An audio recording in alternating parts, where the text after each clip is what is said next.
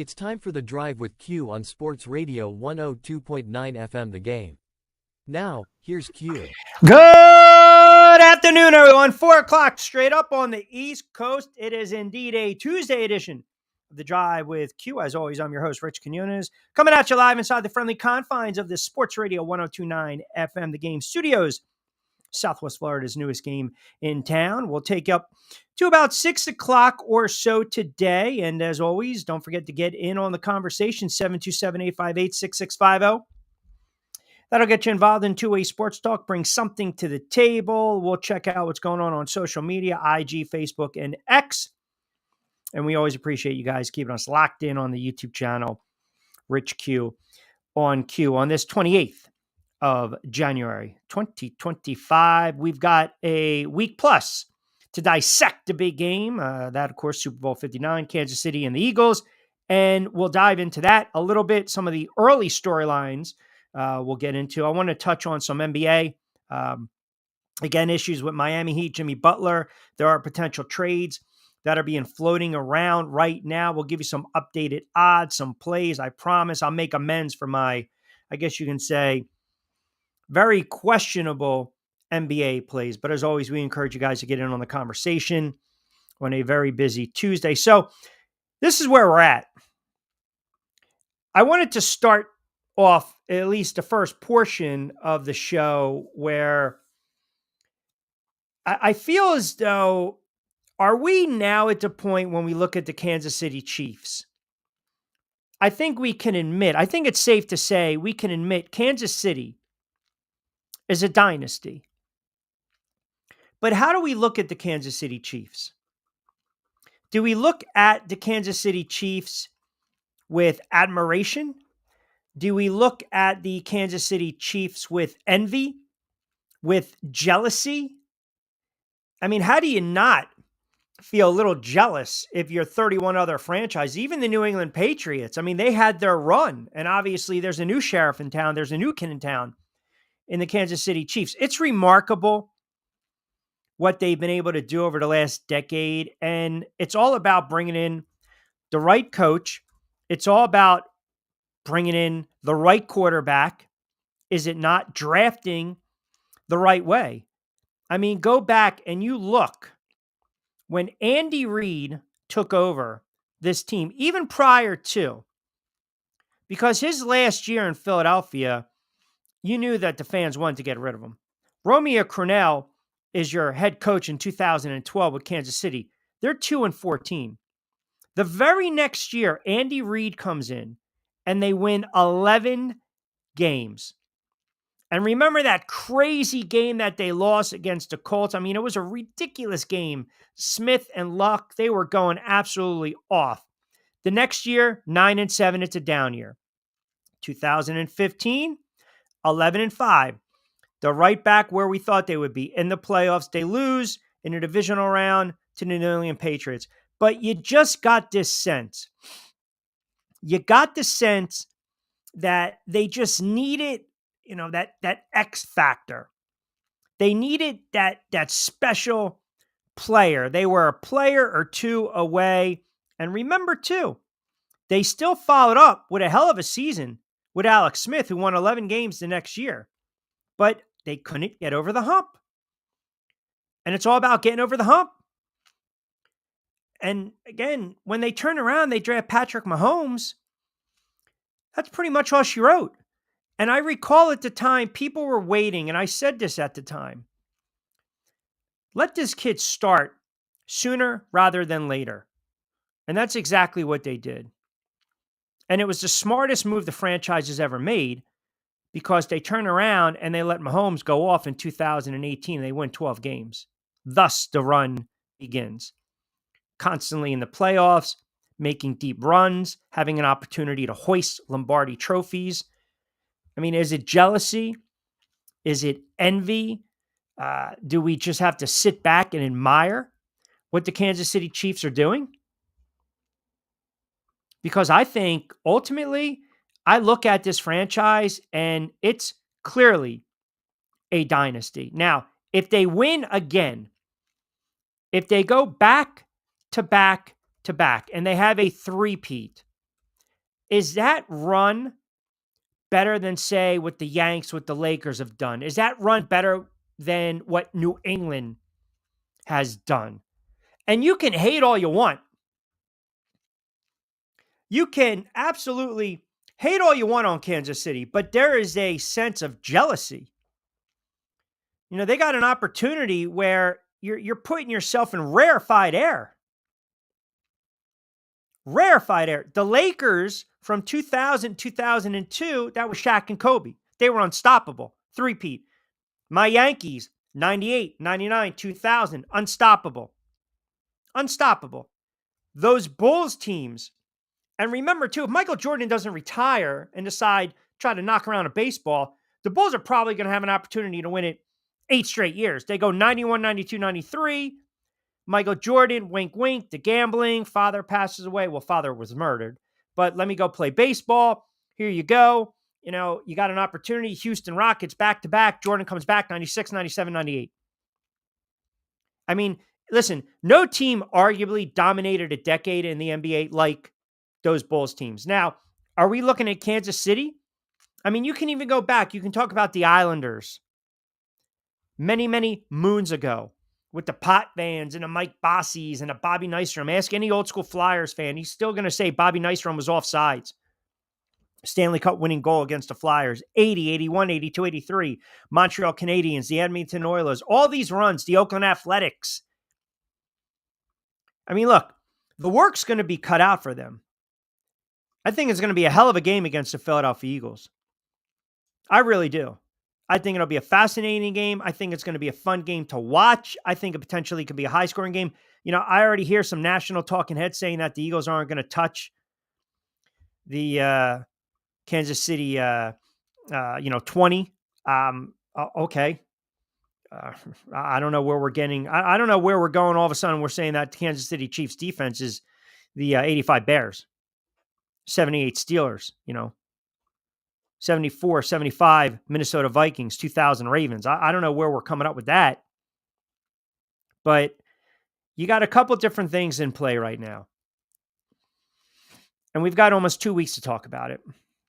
And by the way, no show tomorrow. We'll be on the road. We got boxing tomorrow. We got boxing on Thursday, hoping to do a 5 to 6 on Thursday. And then Friday back in the saddle, 4 to 6. Might have a little adjustment after the Super Bowl, hours-wise, because we're working on a lot of back-end networking content. So you'll still get me 5 days a week. We might be looking at varying some times, but we got a lot of stuff to get into, a lot of ground to cover when you're talking about the Super Bowl in Kansas City. And I'm looking at this team right now. It's rarefied air. It's rarefied air because what they've been able to do in a very tough, stingy conference, a real tough, stingy conference, they've been able to dominate.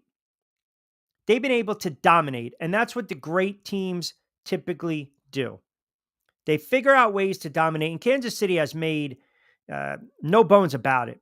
They play with an edge, a chip on their shoulder. Maybe they weren't as dominant as we expected them to be this past season, but hell, you win 15 games and you only lose 2, and then you beat a very good Buffalo team to get back to the Super Bowl. That's impressive. Now, the next question that will be asked is when we look at this team and we start to talk about the parameters of a dynasty, of a juggernaut, there's a flip side to that. If we're going to give them all their just due and say they're a dynasty, they can't be stopped, and then all of a sudden you turn around and you've got the Philadelphia Eagles that knock them off their perch, we'll have that conversation if it happens, but, are we talking one of all-time great upsets? I don't think so. This game might close at even. It could be a pick 'em. If Patrick Mahomes wins another Super Bowl, and if he's Super Bowl MVP, you have to start to make the case that Patrick Mahomes is the greatest quarterback of all times. You have to. This is not a slight. This is not a knock on Tom Brady, but you just have to have that conversation. And Patrick Mahomes is only 29. Patrick Mahomes is probably going to win it 1 or 2 more times Patrick Mahomes has already won 3 Super Bowls. He's already been a 3-time Super Bowl MVP. You win 4 and you're an MVP again. I'm sorry. You go back to back to back. He's a dominating quarterback. I mean, the numbers just speak for themselves. It's utterly ridiculous, the numbers he puts up, the winning that he does. I don't see them slowing down. Even if they were to lose, they're still going to get back there.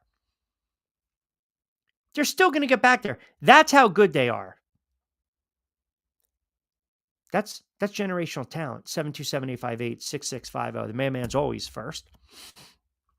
It probably took a little umbrage to me saying there might be a scheduling change, and we don't need to WTF. Juice, there's no excuses on this Tuesday edition of The Drive with Q. We'll take you up to 6. We are hoping we'll talk a little NBA. I don't know if we'll track down Jonathan Marshall sometime in the 5 o'clock hour, but a lot of NFL, as I mentioned. I think when I think of great teams and dynasties, even in baseball, the Yankees had that run. They were a dynasty. Even the Boston Red Sox, after they broke the curse. The 72, 73, 74 A's, they were absolutely ridiculous. I mean, if you go back, they were the first team to three-peat in 2 decades and the only MLB team other than the Yankees to do so. They beat Cincinnati in 7 in 72, a older, aging Mets team in 73, and then they handled the Dodgers in 5 in 74. And you're talking about wall-to-wall Hall of Famers. They got 4 players, pardon me, in the Basketball Hall of Fame. Catfish Hunter, Raleigh Fingers, Dick Williams, who was the manager, and of course, Mr. October, Senior October, Reggie Jackson. Out of the 4 Hall of Famers, Ferguson Williams were inducted with the A's logo on their plaque. Obviously, Reggie was an A, then a Yank, and then an O, and then an Angel, and then back to an A. But again, where did he cut his teeth and make his mark? With the Yankees. So that was a historic run. The Yankees had an historic run. The Canadians, the Islanders, historic runs. I think it's harder to do in football, is it not? Because of free agency, salaries, the contracts. It makes it a lot tougher to do in the sport of football. That's just my opinion.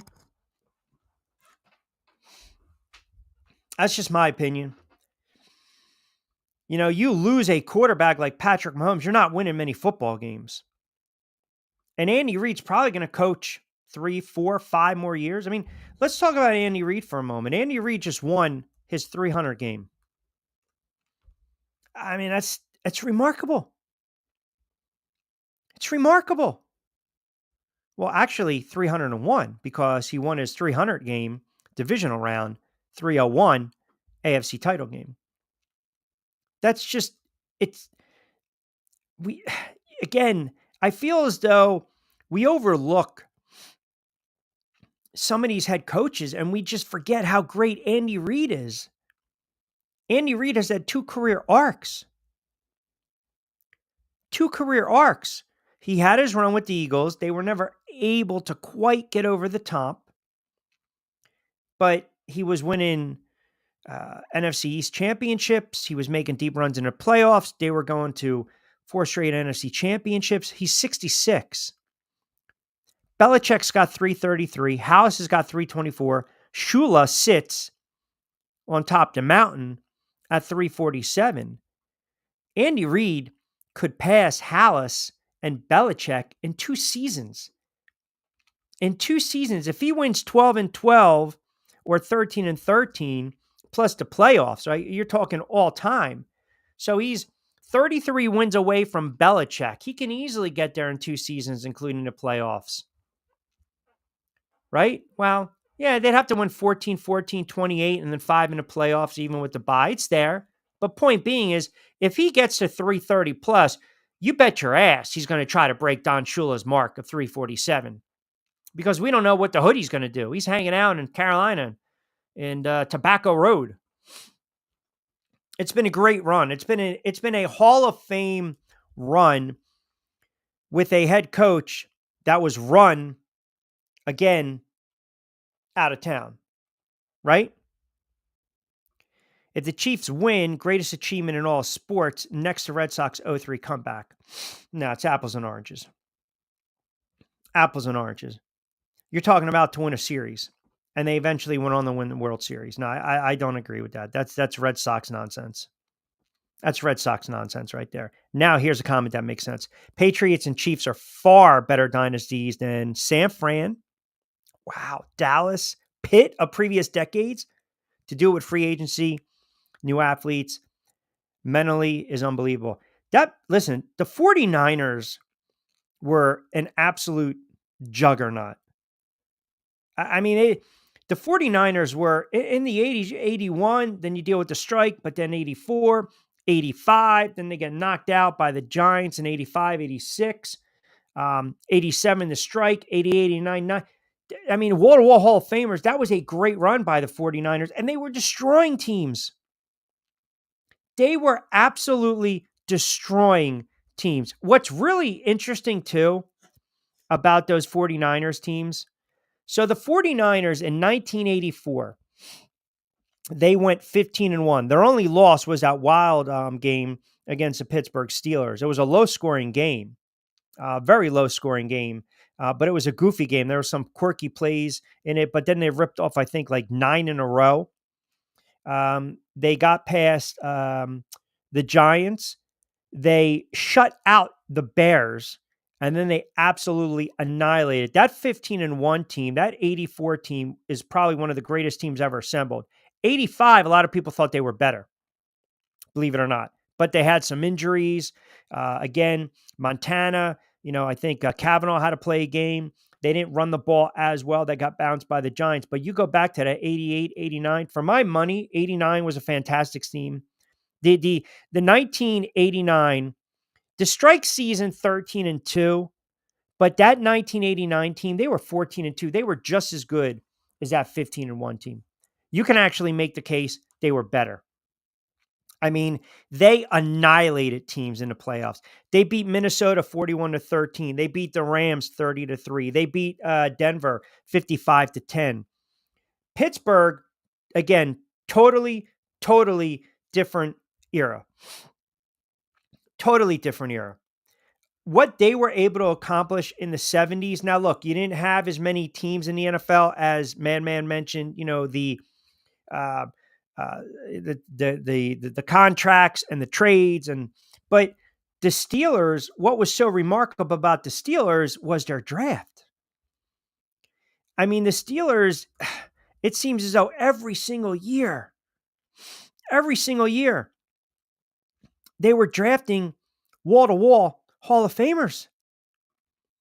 I mean, you go back in the 70s and the players that they assembled, I think that's tougher to do then than now. Because now you're getting filmed constantly. You're getting, it wasn't like that 30, 40 years ago with scouts and showing up. These guys didn't have cell phones. They didn't have social media. They didn't have state-of-the-art equipment. They couldn't do measurements and all these combine stuff. But the Steelers in the 70s, if you go back and you look at their draft, oh my God, some of their drafts are unbelievable. I mean, we're talking wall-to-wall Hall of Famers, man. Wall-to-wall Hall of Famers. I think that's more impressive than what we've seen over the last, say, 10 plus years with a team like Kansas City. Because now you can sign guys to big money contracts. You can give them extensions. There's so much more that you can dig and you can look at some of these players. Back in the 70s, man, guys were going with notepads. They were going with notepads. The Steelers drafts, I think what the Steelers were able to do, and I think I'm going to say it was the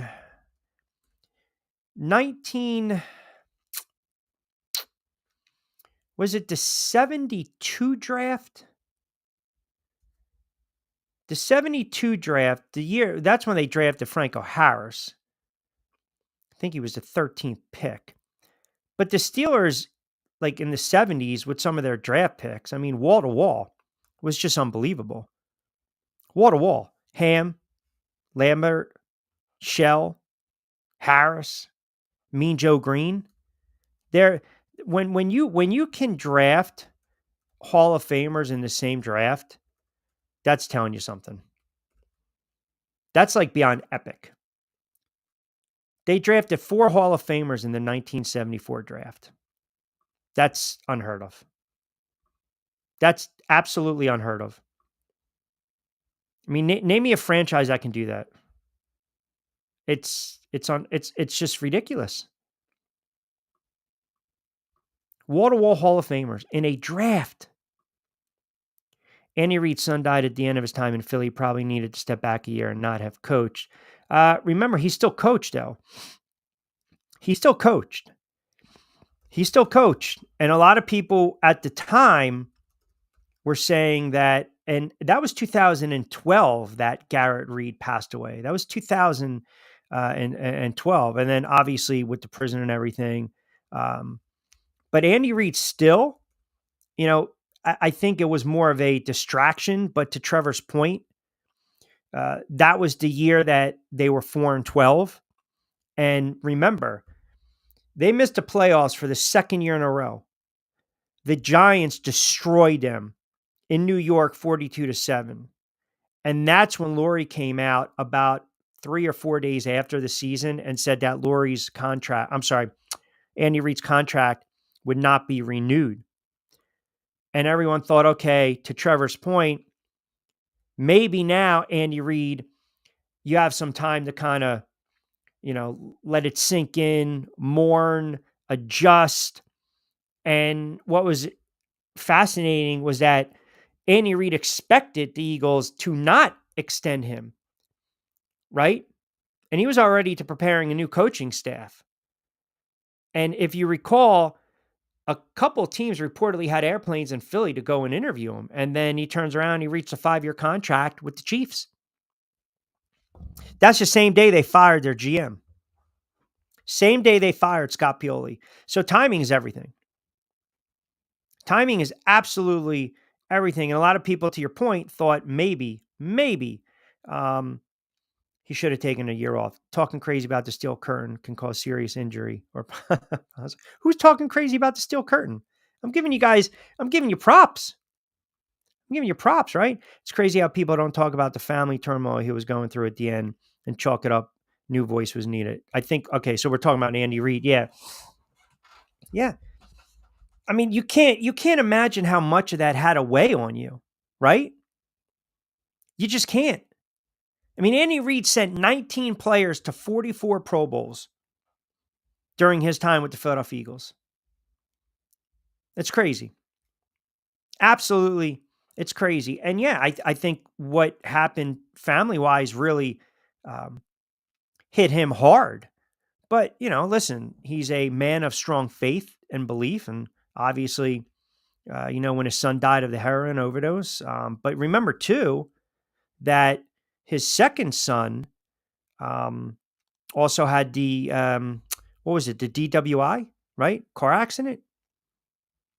So, I mean, they've had a lot going on, but he's been able to just kind of mentally overcome that. Listen, that's what I'm saying. You have to appreciate sometimes coaching is not easy. Coaching is not easy, especially in the NFL. I mean, that's why we think some of these college coaches are going to make this jump right away. It's a grind, man. It's a grind. You're living on a sofa, right? You're living on a sofa. It's not more impressive because of how the league has evolved in competition. I'm going to agree to disagree. I think let's split hairs here. Let's split hairs. You had to really go by the eye test back in the day. Now you've got 36 people and 36 sets of eyes. So what those teams were able to do in the 70s, Minnesota, the Steelers, the Dallas Cowboys, the drafting, the 49ers, the drafting, the understanding, Walsh's offense, the West Coast offense, what was it predicated on? Getting some diamonds in the rough, like a Johnny Taylor from Dell State, right? So I think I give them a lot of credit. I know what you're saying. The competition, the players are bigger, stronger, faster, more athletic. They do things we've never seen before. Of course, you go back in the 70s for a quarterback to throw for 17 touchdown passes in a season was unheard of. From the shotgun position, Roger Staubach, I think he threw for 21 touchdown passes one year. It was unheard of, right? It was absolutely unheard of.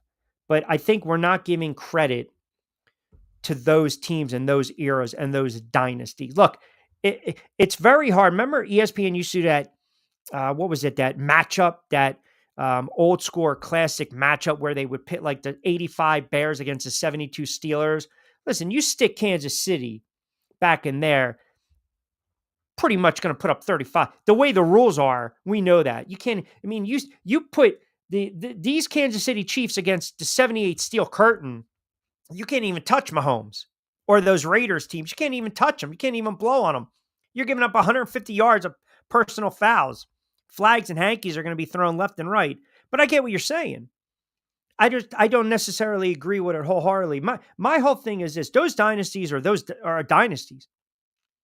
There's a reason that those teams were winning like that. If you want to say watered down product, 14 game schedule, whatever. What Kansas City is doing is flat out remarkable. No one can deny it. It's unreal.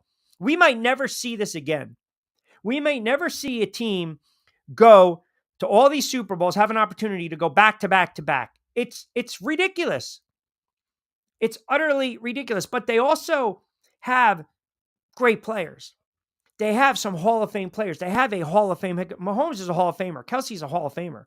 You got a couple of Chris Jones, you can argue Hall of Famer. Andy Reid's a Hall of Famer.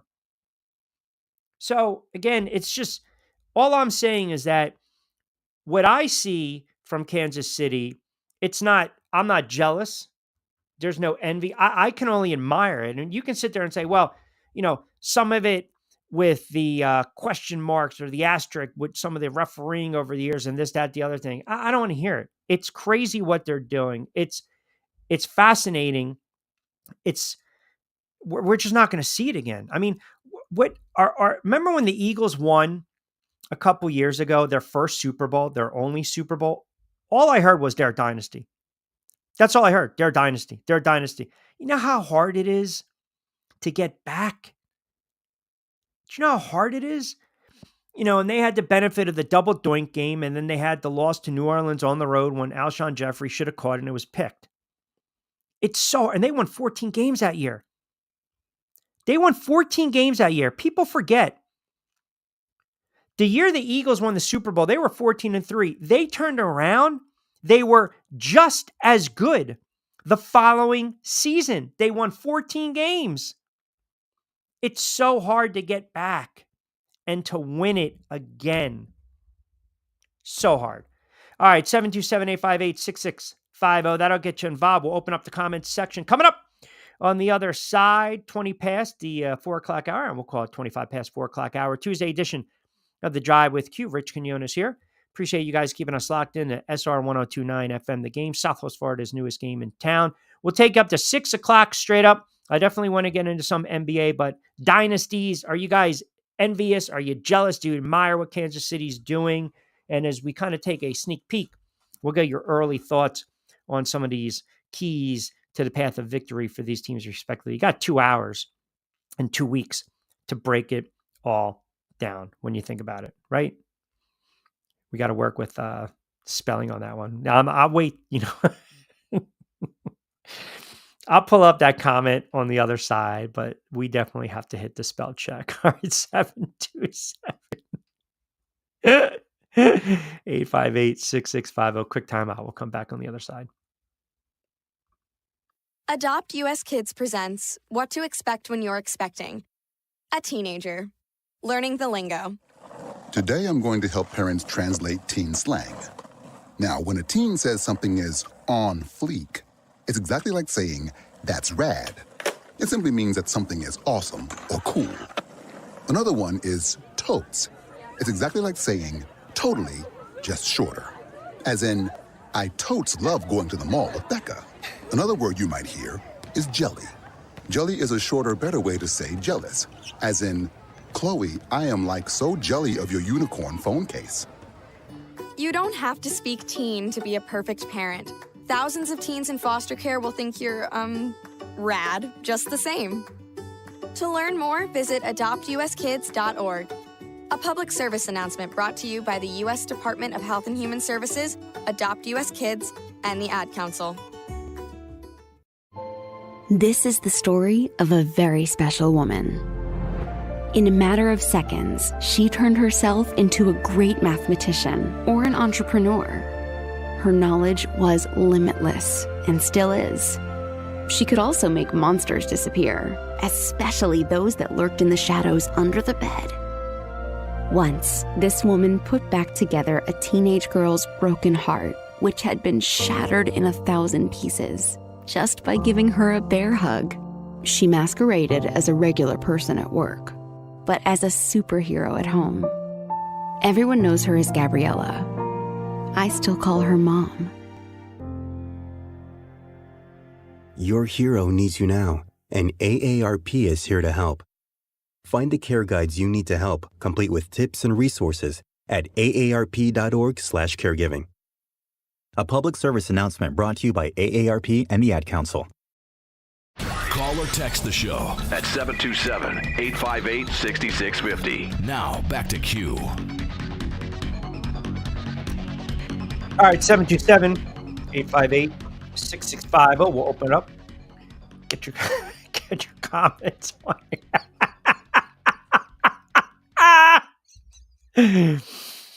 Let's see what we got here. Doesn't matter as much because of lack of talent distribution. By the way, if you're just tuning in, we will work through spell check in a moment. But we're talking about dynasties, Kansas City, where we put them, where we rank them. Let's see what Trevor has to say. Props to Kansas City. NFL is tired of the Mahomes flopping and getting fouls. The narrative is written if Saquon's time. All right. I'm going to assume that's Mahomes. And as the madman pointed out, I'm going to basically assume he meant Saquon Barkley. And already we get the excuses on a Tuesday. My keyboard is trash. I don't know, man. It could be pilot error.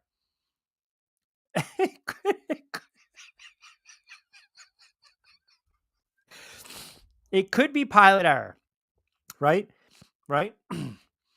Let's take a second and tip cap to Kenny Pickett. The Steelers got Justin Fields.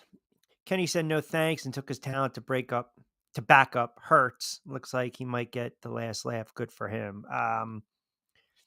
Yeah, I'm not a big Pickett fan. At least I can pronounce. Rabel. That's all. What is it? Mentality. Yeah, they're mentally tougher. They have a tougher mentality. Don't freaking come in with that nonsense. Please. Fact check this. Trevor, madman. Mentality. Ayahuasca. 727-858-6650. Kevin C. North Jersey, chime in. And Q, I don't hate Kansas City. I agree with you. I got to respect them. I admire the fact that every single freaking season they're in contention. That to me is a great franchise. I agree. It's, you don't even have to be jealous. Just like sit back and just enjoy what they're doing. Because we're not going to see this again. We're not. Kansas City, if they were to lose to Philadelphia, sure, they might have an opportunity. They might get back, right? They might get back, but they're probably not going to get back, back to back. I can pronounce that word. I'll do that in the 5 o'clock hour. After I have a little of my fresh roasted coffee, which, by the way, if you check the show notes, you can save 20% off. And we'll do that in the NBA section of our show in the 5 o'clock hour. Talk little hoops and the Jimmy Butler comment. Joe D, South Philly chimes in. Q, you're right on this one. I thought the Eagles were going to go back to back. I remember that game against New Orleans. They had them on the road. Jeffrey needs to make that catch. But for them to come back and win 14 games again, doing it with Nick Foles was pretty damn impressive. Dynasty, not yet. But if they win this one, where do we put the Eagles? Far from a dynasty. Far from a dynasty. If they would have won a couple of years ago, you win 2 out of 3, 2 out of 4. That's not bad. That's not bad. You win 3 in a 5-year stretch, 3 in a 6-year stretch. Hell, I'll even say 3 in a 7-year stretch. Do we equate that to dynasty? I mean, everyone has a different definition of a dynasty. Every single year in the NBA in the 80s, it was the Lakers and the Celtics. Those were dynasties. Those teams were winning championships left and right. So if Kansas City wins it, of course they're a dynasty. They're already a dynasty. Mahomes is going to win another ring. Andy Reid's going to win another ring. If the Philadelphia Eagles win, then you sit there and say, okay, well, they've been there 3 in 7 years, 8 years, and they won 2. You probably have to win 1 or 2 more in a 5-year stretch. That to me is a dynasty. It's not, every 10 years, right? Hell, the Giants won in 2007. Were better in 2008. They should have won. Plaxico shot himself, and they won in 2011. They won 2 rings in 4 or 5 years. So that's not a dynasty. Same thing in the 80s. They won in 86, strike in 87, lost final day of the season 88, Flipper Anderson in 89, knocked off the 49ers in 90. Again, 2 in 5 years. That's not a dynasty. You win 3 in that stretch, that's a dynasty. I think any Eagles fan, hell, you'll take this one. You'll take this one, of course. You got an opportunity now to rewrite the history books if you're the Eagles. You have an opportunity to disrupt the apple cart, to sit there and say, hey, we knocked off the back-to-back champs. They were going for history. Why would you not relish that role? And look, there is a little bit of, I have to admire, and it pains me, but I have to admire what the Philadelphia Eagles have been able to do, because Howie Roseman is a great GM. When they turned around and they drafted Jalen Hurts, everyone was up in arms. Why are you drafting Jalen Hurts? Well, it turned out to be a hell of a draft pick because you knew he's going to supplant Carson Wentz. Red Sox 0-3 comeback versus that Yankee team is huge. Never happened before. Never happened since. Yeah, but again, that's not, you're talking about a comeback. I mean, right church, not even the wrong pew. We're not talking about the Patriots and the Eagles. You're just randomly throwing Red Sox because I mentioned the Red Sox had a nice little mini dynasty. You just happen to roll it in to coming back and beating the Yankees. Why? Because of friggin' Dave Roberts and stealing friggin' bases and Johnny Damon hitting grand slams in Game 7. Don't tell me. I was sitting there. It was depressing. Almost as bad as Sunday watching the nonsense. Monday Marcus chimes in. Q, are you going to pronounce that word now or should we wait? No. No.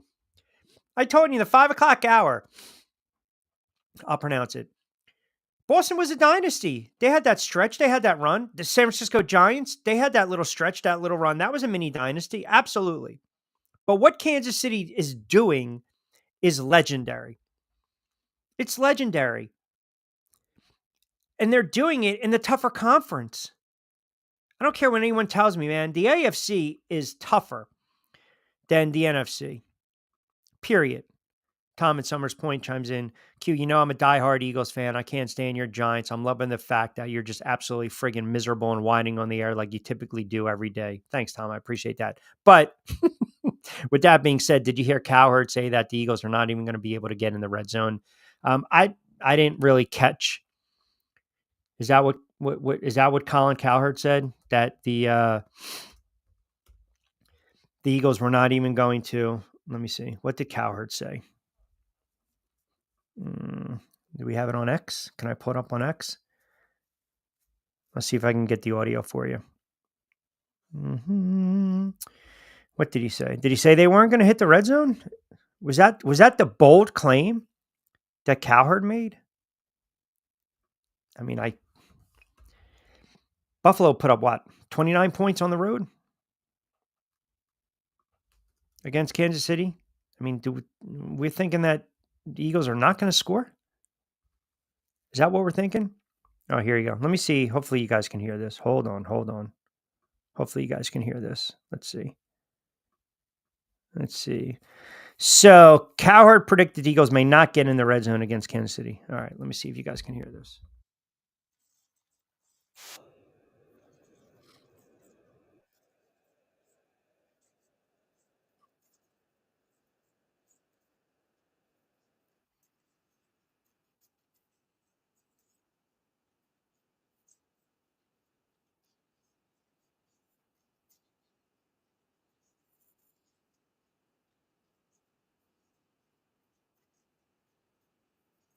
Hyper athletic.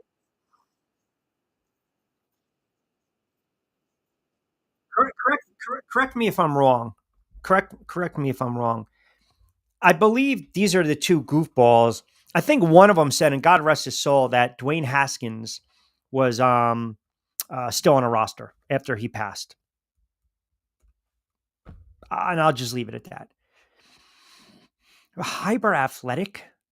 Is that like arm talent, right? Is that the new thing? Arm talent, wingspan, push the ball down the field? Jesus God, just friggin' say throw. He can throw. He can throw the football well. Eagles listen, the Eagles will move the ball against Kansas City. Who has the better offense, Buffalo or the Philadelphia Eagles? Right now, the Philadelphia Eagles do. Kansas City gave up 29 at home to Buffalo, which doesn't have the type of offense that the Philadelphia Eagles do. And yet, I'm going to believe that the Philadelphia Eagles are not going to run the ball against Kansas City. They're not going to move the ball against Kansas City. Stop. It's not even, that's not even a bold prediction. It's asinine. Click, click, click, click, click. Click, click, click, click, click. Kansas City has a really good defense. Really good defense. But you don't think 3, 4, 5 by number 26, you don't think Saquon or Saquon is going to break a couple, as some of our viewers like to spell out his name? You don't think he's going to break one or have a couple long runs? Philadelphia Eagles are going to be able to move the ball against Kansas City. Are they going to be able to punch it in? That's the question. I mean, let's not make Kansas City out to be, again, the steel curtain, the purple people eaters. You know, their defense is good. Their defense is good. But fault Buffalo. They stopped running James Cook. James Cook was having a field day. You don't think Saquon can? Cook was running all over the place the other day in the AFC Championship. They just neglected to hand the ball off to him, especially in the last series. He was averaging 6.5 yards a carry. Now, who's got the better offensive line? Buffalo or the Eagles? It's obviously Philadelphia. You don't think they're going to open up holes for Saquon? Stop. It's just a lazy take. Click, click, click. There. You heard it on the air. You got what you wanted. Click, click, click. I'm not going to overlook the Philadelphia Eagles offense, and I'm certainly not going to overlook the Philadelphia Eagles defense. It's going to be a hell of a game. I don't see this being a blowout. I can see this being a wide open type of game. It could be one of these wild games. It could be like we saw a couple years ago. It could. Tom in St. Pete chimes in. Q, did you listen to Jacksonville's presser? No. Is that Liam Cohen, right? When he said, what did he say? Duval, whatever it is. Kind of like the WNBC, right? Not good. Not good at all. Bobby D chimes in. Q, did you see that kid? I know you were joking about it the other day, but in all seriousness, did you see that kid might have passed away? Oh, yeah. Talk about a Debbie Downer. That was and I tweeted that out. So apparently we were talking about all the celebrations, right, with these young kids. That kid, 18 years old, he climbed the pole in Philly and fell. And I think not only was he in a coma or on life support, he fell from the light pole. I mean, you don't make light of it, but it's a horrible situation. But when does common sense prevail? What are we doing? I mean, what are we doing? Go out and enjoy yourself. Enjoy yourself. Have fun. Have fun. But don't be stupid. Don't be careless. I know it's never going to happen, but when you have parades like that or celebrations, man, you got to enforce more police. You got to enforce laws. You really do. You can't have people flipping over cars. You can't have people, jumping on top of cars. You can't have people climbing buildings or flagpoles. And this is what you get. I mean, I feel horrible if the kid passed and for his family, but common sense, again, has to prevail. We all did stupid things when we were 18, 19, 20, but common sense, get the hell down. You're going to fall. You don't want to make light of it because there's nothing to make light of. But they have to just stop this nonsense. It's like the kids rushing on the court. It's like, we get it. You want to celebrate. You're happy. Half the time, you're just going along to get along. I mean, the gun, the shots fired off, the one kid with the fireworks. It's just common sense, man. Where the frig is common sense with this nonsense? And it's gotten worse. Start burning down cities, trashing cars, looting because you lost a frigging game or because you won a game? The hell out of here. And I saw the videos too with some of the Eagles fans mocking Washington fans. They got knocked on their ass. You know what? Good. You start tapping somebody in the head, you keep running your mouth like that, you're gonna find your ass on the floor. Like, just go to the game, watch the game, cheer, have a nice time. You can trash talk, but you start to take it to a certain level, all bets are off. And I'm not condoning that by any stretch, but sometimes you got to shut your mouth, man, because you never know who you're running your mouth to. That's the problem. You never know. You might look at somebody and on the surface think the person's soft. You have no idea what their background is. You don't. And they take one swing at you and boom, that's it. The other stuff I can do without, where you have fans fighting each other, in the stands and going back. Just enjoy the game. Have fun. Enjoy the game. That's it. Yeah, I don't think Big Dom could have protected that kid or the other kid. I don't. I really don't. They're going to have to start really policing these celebrations. And I know, without going down the rabbit hole and going off on a tangent, I know it's easier said than done, but you just can't allow fans or young kids to act like this. And the worst thing is when you have adults that are basically goating you on to do something stupid. And I'm sorry, jumping on a flagpole or climbing up a flagpole or thinking you're going to swing from cloth is stupid. There's no other word to describe it. It's dumb, it's careless, it's stupid. And it might have cost this kid his life. It's sad and it's unfortunate, but you just can't have it anymore. Common sense has to prevail. And unfortunately, common sense does not prevail in this generation. It just doesn't. Get the flip phone, get the camera, get the iPhone, whatever the hell kind of phone you have, and let's record it and let's get it up on social because it's a cool thing to do. It's the fun thing to do. Nah. Nope. That's a hard pass for me. D in Delaware chimes in. Q, I would have thought the Ravens would have given the Kansas City Chiefs a much stiffer test. I think Lamar Jackson versus Mahomes would have been the AFC championship we were craving. Yeah, but Baltimore lost. Baltimore lost pretty much the same reason Washington did. Turn the football over. Would Baltimore have given Kansas City a much better game? I think, man on man in the trenches, that was probably a better matchup. But Buffalo had Kansas City right where they wanted them. Did you guys see that? So they're coming out today with the all 22 and the breakdowns talking about Josh Allen's last play and Kincaid. If it hits you in the hands, you got to catch it. And how, Allen didn't read the blitz. He should have picked it up a little better. Okay. I mean, okay.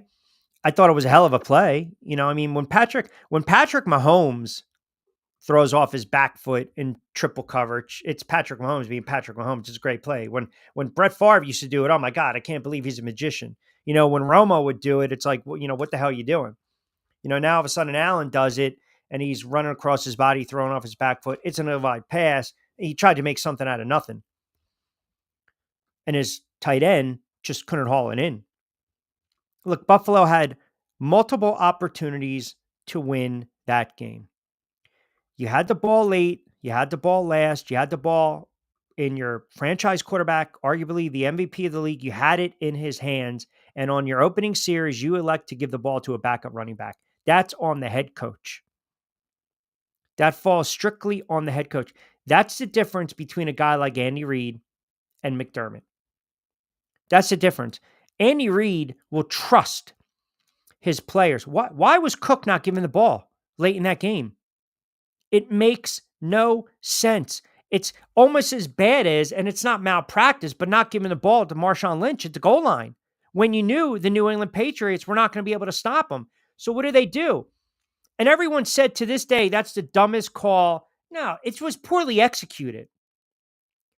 In hindsight, you can easily say it was a stupid call, give it to Lynch, but it was poorly executed. And Butler just undercut the throw. I mean, it was a ballsy call on a slant, but common sense and logic says, simplify it. Run it, because no one's stopping them. It just turned out they decided to throw, and it blew up in their face. This, McDermott decided, I'm not going to give the ball. He's not even out on the field. That's a problem. That's the problem I have with Sean McDermott. It's one of the reasons that I think that Buffalo is never going to get over the hump with Sean McDermott. And you're chasing points. This love affair by these head coaches to go for it for two all the time. All the time. It makes absolutely no sense sometimes. Like, even if you're doing the math, you don't have to go for two every single solitary time and chase points. And that falls on the head coach. It really does. I mean, it's a 7-3 game. Kansas City fumbles, something they never do. Buffalo scores. What does the defense do on the next possession? They give up a touchdown, then they punt, and then Kansas City comes right back, and it's 11-point deficit. The greatness of Kansas City. You can't turn the ball over against Kansas City. Buffalo gets it back. They slice in 21-16. But again, he's going for two to make it a 3-point game. All right, I can live with that. But the reason you're doing that is because you're automatically chasing. Going forward, you're automatically chasing. And that last drive, that's embarrassing. It's embarrassing. You don't have him out on the field. He's averaging 6.5 yards a carry, and you don't give him the football. That's malpractice. If you're a Buffalo Bills fan, you should be pissed off about that. But again, the difference between being a good head coach and a great head coach. That's all.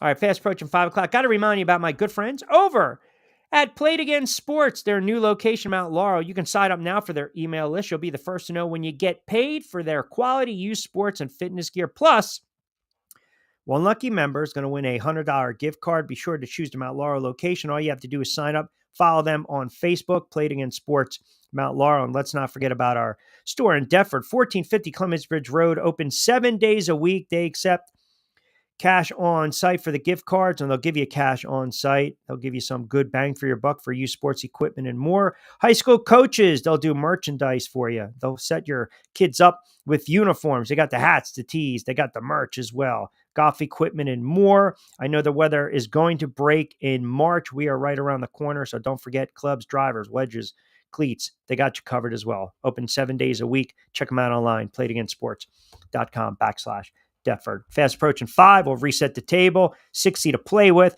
We'll take a quick time out. We'll come back on the other side. A lot more NFL. I want to get into this Jimmy Butler story in the NBA as well, and we'll dive into a little hoops. Keep it locked in on a Tuesday edition of The Drive with Q. Coming at you right on the other side. And again, don't forget, download our app, Sports Radio 1029 FM The Game app. You can check us out on Facebook, IG. You can follow us on X at CSN Florida. Myself, Rich Q on Q. We'll take you up to 6.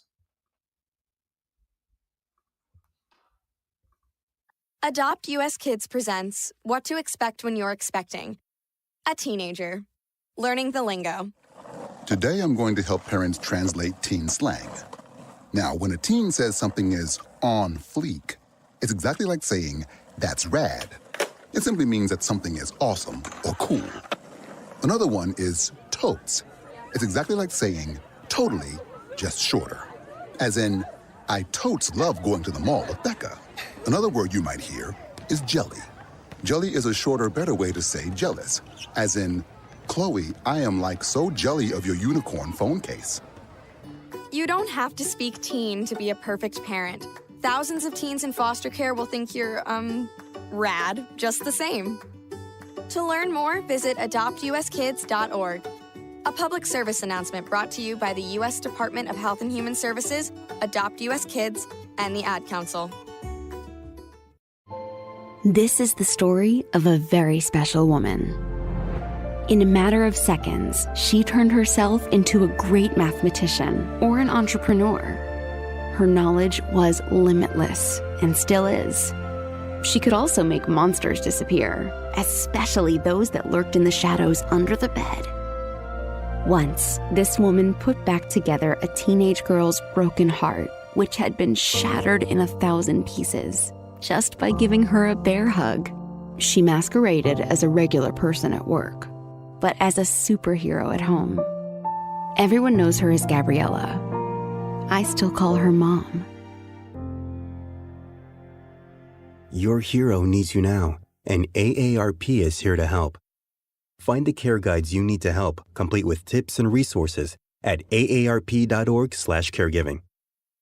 A public service announcement brought to you by AARP and the Ad Council. Call or text the show at 727-858-6650. Now, back to Q. I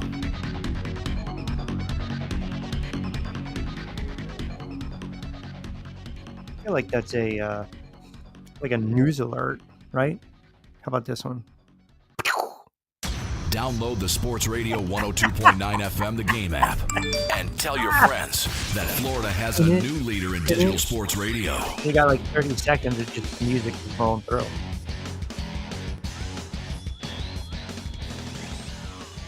Right?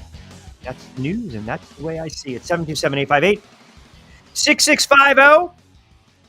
As we are fast approaching 5 o'clock on the East Coast. And again, this is Sports Radio 102.9 FM The Game, Coastal Sports Network.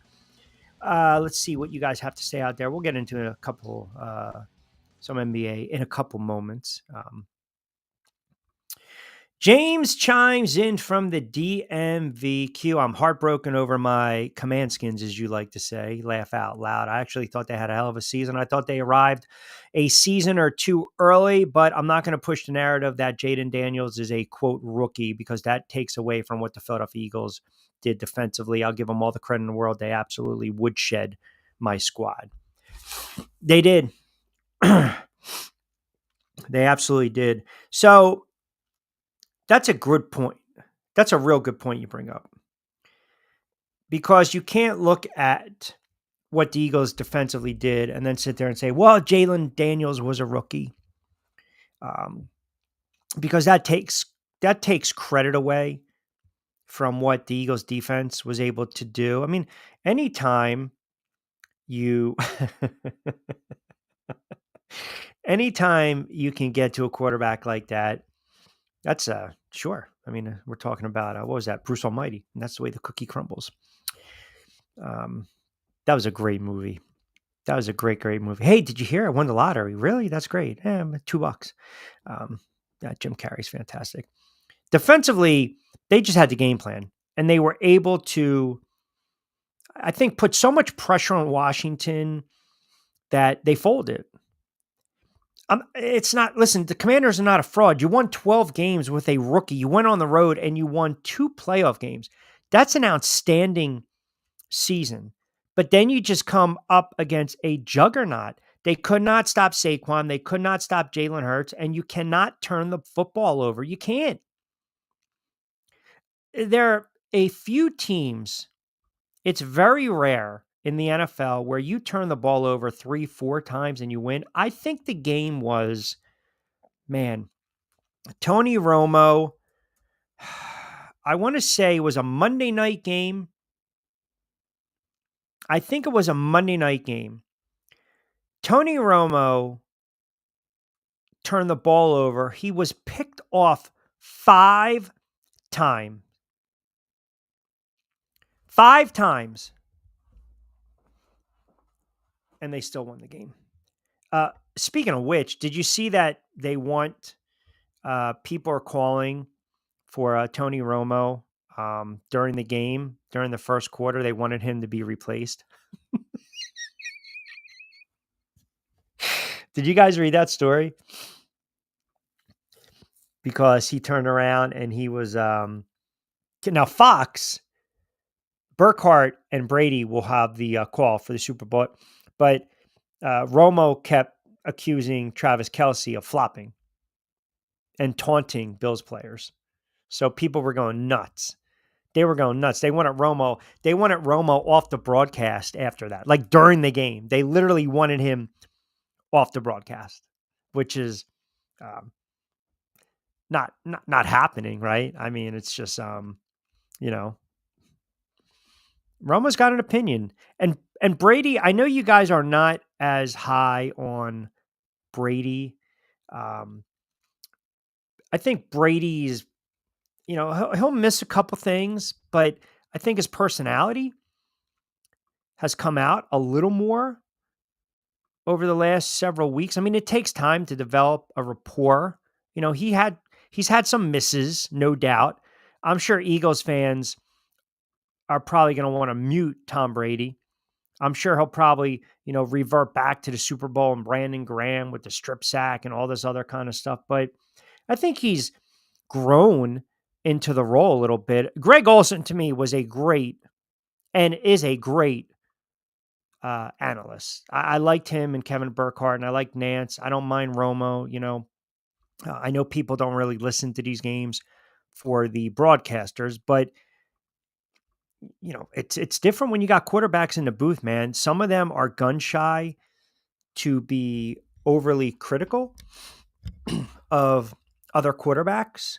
And then I think some of them, I feel as though they go out of their way to praise the quarterback way too much. Like we know how great Josh Allen is. We know how great Patrick Mahomes is. We know how great Lamar Jackson is. We get it.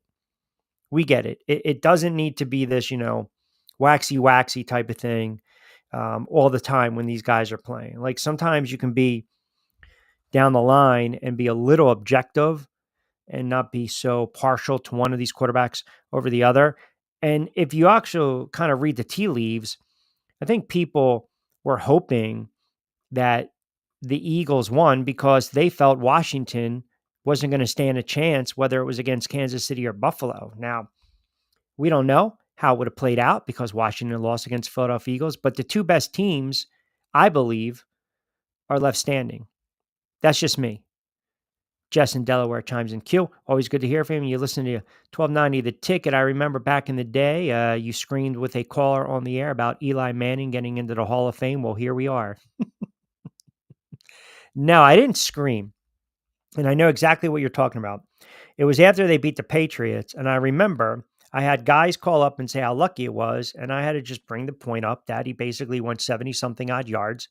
And he, threw it in the back of the end zone and crammed it right down the Patriots' throat. I'll never forget, too, I had Jaworski on Super Bowl week, and I was giving him my reasons why I thought the Giants can upset the Patriots. And I know Jaws.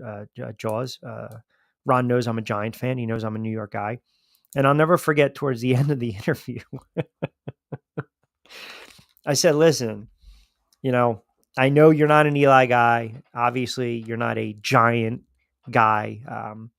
But if the Giants win, you have to come back on. He's like, yeah, I'll do it. No problem, Rich. No problem. I'll do it. And then I asked, well, give me your thoughts, give me your score, give me your prediction. And he's like, I think the Giants are going to be lucky to score 10. I kind of can see a 31-10 type of game. And then he kind of chuckled. He's like, well, good luck on Sunday. And then he hung up. And that was pretty much it. Never got him back on the air after they won, by the way. Never got him back on the air. But to the commenter's point, I think eventually Eli's going to get in. I think there are a bunch of quarterbacks that are deserving of enshrinement in Canton. Again, you dissect some of the quarterback play over the last 15, 20 years. And as I mentioned, there's a lot of cachet when you win a ring. When you win multiple rings or MVP, there's cachet with that. And there's a handful that have been MVPs twice. And it's kind of like rarefied air. Now, I know it's going to be a hot topic when the topic comes, and that's not the time, but I just wanted to kind of address that. Look, we're looking at these quarterbacks. Jalen Hurts. If Jalen Hurts wins this Super Bowl, Jalen Hurts just got to a Super Bowl a couple years ago. We were making the case Jalen Hurts was a league MVP. Eagles fans were telling you that he's a franchise quarterback. Some national talking heads were telling you he's not a franchise quarterback. And I still believe that people look at Jalen Hurts and they don't think he's a franchise quarterback. For some reason, they're very indifferent when it comes to Jalen Hurts. Now, Jalen Hurts didn't put up a ton of yards this season. He threw for just under 3,000 yards.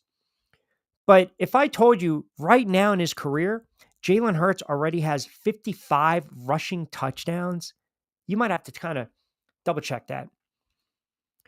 He's got 140 touchdowns total in his career. He only threw 5 picks. He threw 18 touchdowns this year, under 3,000 yards, and he scored 14 rushing TDs. And he averaged about 4.2 with those RPOs, with those draws, with those quarterback sneaks. He just wins. He's a steady quarterback. Now, I'm not going to sit there and tell you right now that if Jalen Hurts wins this, do we look at Jalen Hurts and say he's the greatest Eagle quarterback of all time? Why? Because he won? I mean, what does that say for Nick Foles? Seriously. Now, can Jalen Hurts become a legend if he wins his Super Bowl in Philadelphia? Of course. Absolutely. Look at Nick Foles, a perennial backup, a journeyman quarterback. He steps in for Carson Wentz. You have the Cinderella story. He outplays Tom Brady on the biggest stage. Nick Foles outplayed Tom Brady that day on the biggest stage, and Nick Foles will never have to pay for a drink again down Broad Street. Jalen Hurts has gotten the bag, and we are waiting to see if the other shoe was going to drop with Jalen Hurts. Is he worth the money? And you go back to last year, you see how everything kind of played out. Is he hurt? Why is he inconsistent? Are they going to extend him? Is he worth the money? Is he worth $255 million? Well, listen, they came to terms with that deal in 2023. And everyone and their mother who was critical of Jalen Hurts out of the woodwork talking about Jalen Hurts is not worth this kind of money. He shouldn't be one of the highest paid players on an annual basis. He shouldn't be one of the highest paid quarterbacks. He's 24. What the hell has he proven? Blah, blah, blah, blah, blah. Now he's back in the Super Bowl. He's back in the Super Bowl. You're talking about a second-round draft pick, 53 overall in the 2000 draft, starts 4 games in 2020, takes over as full-time starter the following season. Third NFL season was his best, and they went to the Super Bowl. And you would have made the case if they won it, he's the MVP. And it's funny, too, because when he signed that contract, you know what I heard? He's no Deshaun Watson. Really? Think about those contracts at that time a couple years ago. His deal at the time was second behind Deshaun Watson. How's that working out? 5 years at 230. Denver and Russell Wilson. How'd that work out? It's time to give Jalen Hurts his flowers. You have to give him his just due. He's a very good quarterback. He's the right quarterback at the right time for this franchise. And he also understands if I want to win a championship, I don't need to drop back to pass 35 times. Now, he might have to sling it in this game if it's back and forth and they're going up and down the field. But they've got arguably the game's best back, the most explosive player. They have a very good offensive line, and he's got weapons. So, listen, if Jalen Hurts has a mediocre game but makes that 1 third down conversion, and they win the Super Bowl, he lived up to his contract. It is amazing to me, and I almost think it's foolish that there is a sentiment of the fan base at times will look at a player, and if he doesn't put up the fantasy numbers, he's no good. He's trash. He's garbage. He only threw for $186. Did he turn the ball over? No. He's only thrown for 223 yards a game. Yeah, well, they won 10 straight. I mean, he's got 18 touchdown passes and only 2 picks. All right. I'm not going to sit and blow the smoke because I've seen already everyone wants to put Jaden Daniels in the Hall of Fame. Jaden Daniels is a rookie. Pump the brakes. Let's see the body of work. Let's see what happens next year because typically you're waiting to see that second year. CJ Stroud, they come back down to earth. Maybe Daniels in Washington does. I don't know. But at this moment, for the Philadelphia Eagles fans, if you're going to be nitpicky with your quarterback, I just think it's foolish. I think it's foolish. Does Jalen Hurts do some things that drive you crazy as a fan? Of course. I'm not an Eagles fan and it drives me crazy. Does he hold on to the football too long at times? Yes. Does he miss his reads? Yes. Does he take some bad sacks? Yes. But when you need a play, when you need a fourth down conversion or a big third down throw, or you need him to scamper and pick up 13, he does. He does. I mean, is that not enough? Is that not enough? Not everyone can be Josh Allen or Lamar Jackson or Patrick Mahomes. Again, you're talking the three quarterbacks are on their way to the Hall of Fame. They're on their way for the Hall of Fame. It's okay to have a quarterback that's just steady Eddie. Just gives you consistent, solid numbers and gives you an opportunity to win the game late. And the way this team is right now, and this is just an early sneak peek look at this game. This might be a game, this might be a referendum on Jalen Hurts' career, because if the Eagles find themselves in a shootout, I think again, they have an opportunity to go up and down the field with, Kansas City. I think they do. So maybe this is a game where Jalen Hurts is going to have to throw for 280 plus. Maybe the ball's going to be in Jalen Hurts' hands the last drive. You're down 6, $1:30 to go. The ball's in, well, that's way too much time for Mahomes, but you know what I'm saying. Maybe 10 seconds ago. Listen, he plays and he's consistent. I love the Jalen Hurts, Rosie Perez press conference. It's a great line. White man can't jump. Billy, when you lose, sometimes you win. When you win, sometimes you lose. And sometimes when you lose or win, you actually tie. But it's about the standard. What was it? 5 foods that begin with the letter Q. Isn't that what she said? Right? The Snooki brothers. Pete Maravich, my ass. Hurts is a good quarterback. I know some people I get guys, Jay on Facebook, he's constantly criticizing Jalen Hurts, talking about Hurts when going back to his days in Alabama. I mean, just stop. I mean, just knock it off. Jack chimes in. Q, what'd you think about Mark Davis's comments over John Gruden? I mean, you listen, you got Tom Brady. You got Tom Brady. You got credibility. The Gruden was a debacle. It was a mistake. It was an embarrassment. I mean, how many emails was it? I mean, it was a horrible contract, and he got paid. And obviously Gruden's doing his stuff now. He's doing his stuff with Barstool. He's making the rounds. He's getting paid. He's still doing what he's doing, and Gruden probably wants to coach again. I was never the biggest. I thought Gruden was somewhat overrated, to be quite honest with you. I mean, you look at those Bucs teams. That was Tony Dungy's team. Was it not? Tom Brady's running the show in Vegas, period. If you think anyone else is running the show in Vegas, you're clueless. Tom Brady is controlling the means. I mean, it's his franchise. It's Mark Davis owns the franchise. But it's Tom Brady's squad. It's Tom Brady's making the decisions, man. Let's not get it twisted. Let's not get it twisted. What's that? Quiche? Right? What is a quint? Remember that one? Quint? Quail? 5 o'clock hour for Marcus. So I believe he wanted me to pronounce Hayanuska. I think that was pronounced the right way. Correct. Hayanuska? Echinacea? Yeah, just a word.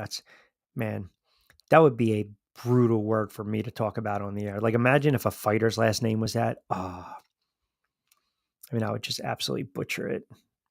Brady is running the show in Vegas. You guys know it, and I know it.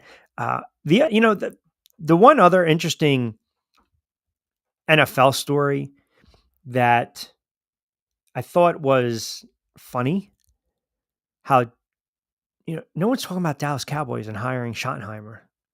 They kind of buried that lead. Did anyone else notice that? And then they just hired Eberflus as a defensive coordinator. What the hell are the Dallas Cowboys doing? What are they doing? I mean, Jerry this guy's delusional.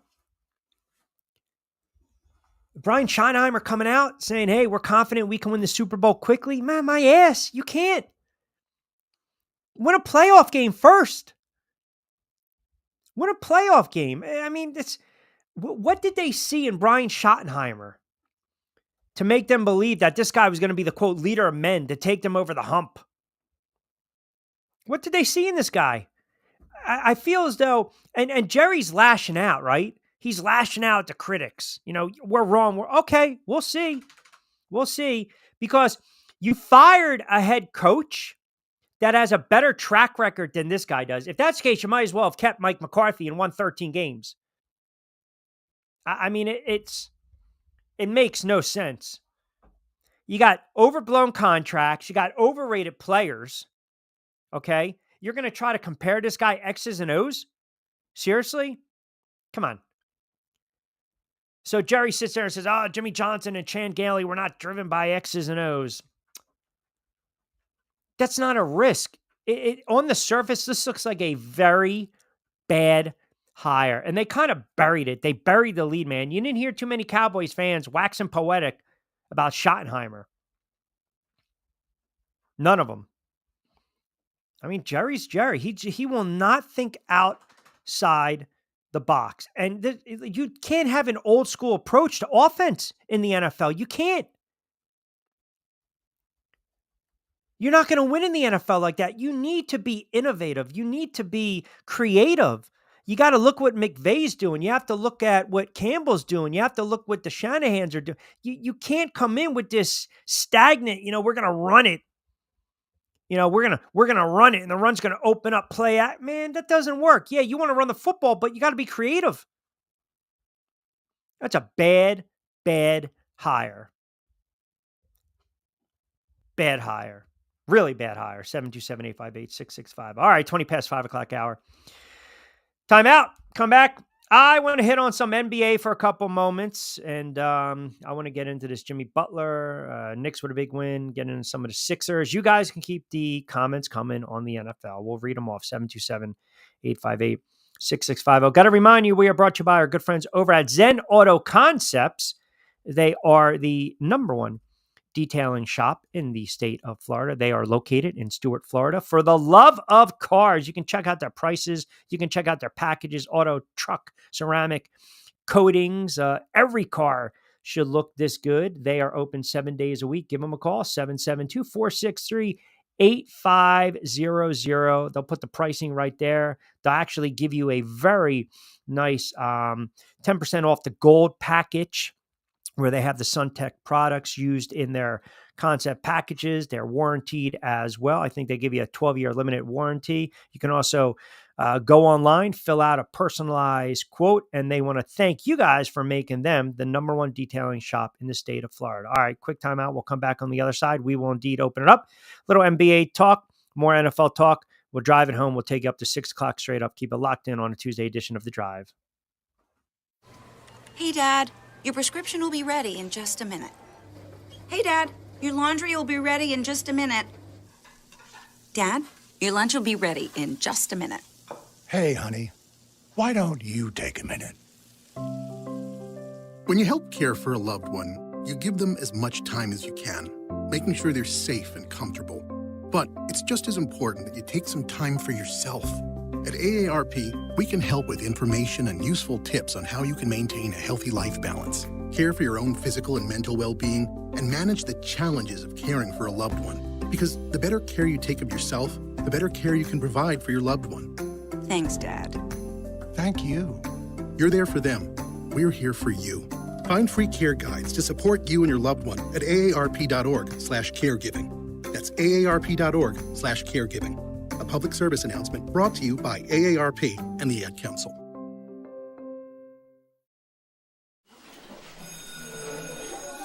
All right, class. Let's hear what everyone did this weekend. Jill? Well, I raised my older sister to a big oak tree. It was at least 100 years old. My mom said I must have set a record or something. And then we went down by a stream and perched up on this huge rock and saw all of these little minnows swimming around way below us. And then I rescued my little brother from an evil slug king who was guarding him at the bush fortress. And my sister and I brought him back to our super twig fort for safety. And then we all laid out and told stories until it got dark. And the Big Dipper led us all the way home. Awesome. Where were you, Jill? Yeah. We went to the forest. It's not that far away. Anyone want to come this weekend? Ask your parents to take you and your friends to the forest this week and find the fun, adventurous you. It's closer than you think. Check out discovertheforest.org. Brought to you by the U.S. Forest Service and the Ad Council. To some people, the sound of a baby babbling doesn't mean much. But that's not necessarily true. By 6 months, they're combining vowels and consonants. By 9 months, they're trying out different kinds of sounds. And by 12 months, their babbling is beginning to take on some meaning. Especially if there's no babbling at all. Little to no babbling by 12 months or later is just one of the possible signs of autism in children. Early screening and intervention can make a lifetime of difference and unlock a world of possibilities. Take the first step at autismspeaks.org. A public service announcement brought to you by Autism Speaks and the Ad Council. The following is made possible by Dad. Why was the basketball court all wet? Because the players kept dribbling all over it. The dad joke. Corny, grown-worthy, but also one of the simplest ways to share a moment with your kids. Why do you have to be careful when it's raining cats and dogs? Because you might step in a poodle. And kids that spend more time with their dads grow up to be smarter, more successful. Can I tell you a cat joke? Just kidding. And, with any luck, funnier adults. Why didn't the skeleton go to the dance? Because he didn't have any body to go with. Dad jokes rule.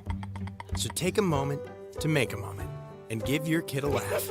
It's as easy as going to fatherhood.gov. Brought to you by the U.S. Department of Health and Human Services and the Ad Council. That's really funny.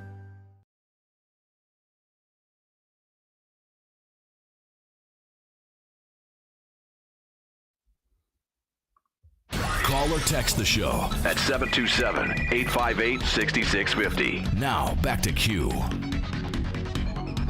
right, 525, Tuesday edition of The Drive with Rich Quinones here.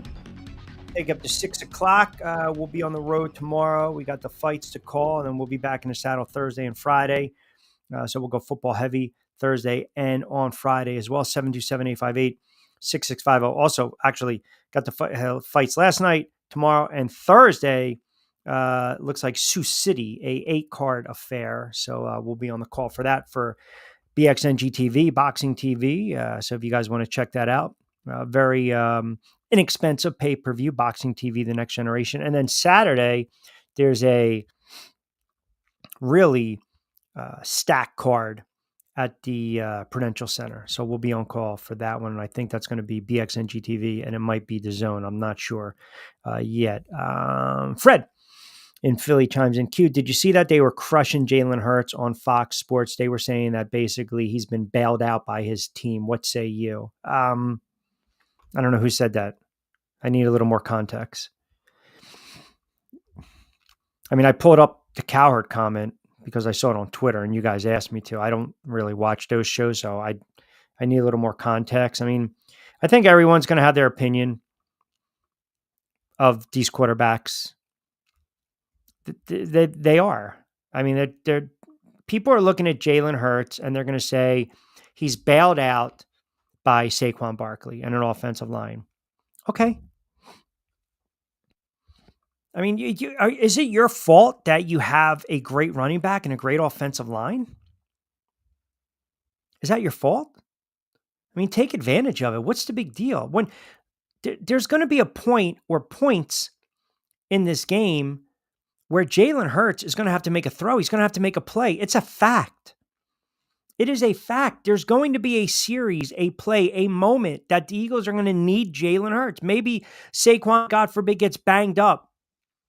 Maybe he gets knocked out of the game. Maybe he's not in on a 3rd and 13, 3rd and 16, where you need your quarterback to drop back to pass, read the defenses, and unleash it and pick up 17 for a first down. Then you want to judge him, judge him. But I think we're just being so nitpicky right now. Quarterbacks have been bailed out. Hell, Lamar Jackson got bailed out a couple times because he had Derrick Henry. Patrick Mahomes sometimes get bailed out when he just chucks it up and you got Kelsey. Quarterbacks get bailed out. The great ones have gotten bailed out sometimes by great receivers. Great plays, great catches, great routes, great runs by their running back. It doesn't mean he's any less of a quarterback. You guys are waiting. This is what you're waiting for. You guys are waiting for Jalen Hurts. Now, these are, when I say this, this is the anti Jalen Hurts crowd. You guys are waiting for Jalen Hurts to go 18 of 32 for $186 and 2 picks. So then you can turn around and see, I got you. See, I told you, this guy stinks. He sucks. He's only good because he has a ground game. He's only good when it opens up for Saquon Barkley in the offensive line. Okay. We'll have that conversation when it happens. We'll have the conversation when it happens. But you cannot, again, criticize a guy who just wins. If we want to be nitpicky for a couple plays, that's fine. But if you're just winning, Sam Darnold, I rode Sam Darnold all year. He was winning football, and then he reverted back to not slinging Sammy, but a bad Sammy. Played against Sammy Darnold. We ripped him. We criticized him. You think the 49er fan gets on Brock Purdy because he doesn't put up gaudy numbers sometimes, but the kid wins? Like, we are so nitpicky. We want to encapsulate. We want to grab all these quarterbacks, stick them under a microscope, look at all their stats. I think some of you guys, some of you fans out there would rather have your quarterback throw for 350 yards and 4 touchdowns than you friggin' lose the game. Just so you can sit there and say, wow, it wasn't on the quarterback. It's not the quarterback's fault. You sound foolish. You sound ridiculous. You really do. It's clown talk. All these prominent talking heads that have larger vehicles than we do, that I do, that are on national TV, some of these guys, some of the stuff that comes out of their mouth is absolutely asinine. It's one of the reasons I don't even listen to it. I see it on X. You guys tag me on stuff sometimes. I don't want to see this. I don't want to hear this. I get it. They just don't like. They want to be critical to be critical. Let them. But I bet you right now, there's 30 teams in the NFL. Wouldn't mind having Jalen Hurts in this spot because you're in the friggin' Super Bowl. You know this? Oh my God. Would you take this guy over this guy or this guy over this guy? How many really good quarterbacks are in the NFL right now? Like, when I say really good quarterbacks, honestly, I'm throwing it to you guys. Answer me. What do you guys think? How many really great quarterbacks are in the NFL? At this moment, you look at the top teams in the NFL, record-wise: Detroit, Kansas City, Philadelphia, Minnesota, Buffalo, Baltimore, and then Washington. Does Detroit have a great quarterback or a very good quarterback? Kansas City has a great quarterback. Do the Eagles have a great quarterback or a very good quarterback? Minnesota have a great quarterback or a good quarterback who played really well? Buffalo have a great quarterback. Baltimore have a great quarterback. Washington have a great quarterback. Point being is you got 2 or 3 guys. You have 2 or 3 great quarterbacks. Lamar Allen. That would be a hybrid. Lamar Jackson, Josh Allen, Patrick Mahomes. Is Jared Goff a great quarterback? I think he's a very good one. Is Jalen Hurts a great quarterback? I think he's very good. Is, Jaden Daniels a great quarterback? He's a young kid. He's a rookie, but we know he's a rising star. He's very good. Is Jordan Love a great quarterback? Jordan Love's a good quarterback. He's had his moments. Like, you can keep going down and down. So you guys want Josh Allen, Lamar Jackson, or Patrick Mahomes. If you're not getting it, you want something else. Yeah, exactly. 3 to 4 great ones. 3 to 4 great. And if I'm missing one, let me know. 3 to 4 great ones. That's it. That's it. But you guys, if it's not Lamar Jackson, Josh Allen, or Patrick Mahomes, I don't want the guy as a quarterback. I don't want him. Okay. You're asking way too much. You're beyond unrealistic. You're over demanding. You're delusional. I'll take a guy that's winning 12, 13 games every year and take me to the playoffs. I'll take that. I will take my shot. I'll say this. I will take my chances in this game with Jalen Hurts. I have no problem saying that. I have no problem saying that. I would have took my chances with Lamar Jackson, Jaden Daniels, Josh Allen. The guys that, the last guy standing. Jared Goff, I've been so indifferent because sometimes he looks incredible and then he looks like, a guy that, what are we doing here? But you got 2 or 3 great quarterbacks in the NFL. 2 or 3 great quarterbacks. Then you have some really good quarterbacks. Then you have pretty much the middle of the road. I mean, the expectations of some of these fan bases is it's just not accurate. It's not realistic. It is delusional. Burrow, thank you. Thank you, man. Burrow's a great quarterback. Thank you. So everybody wants Burrow. They want Josh Allen, Lamar Jackson, or Patrick Mahomes. That's what you guys want. If I can't have them, I don't want anyone else. Burrow's a fantastic quarterback. I can't believe I overlooked that. If Cincinnati actually had a defense, Joe Burrow's numbers were ridiculous this season.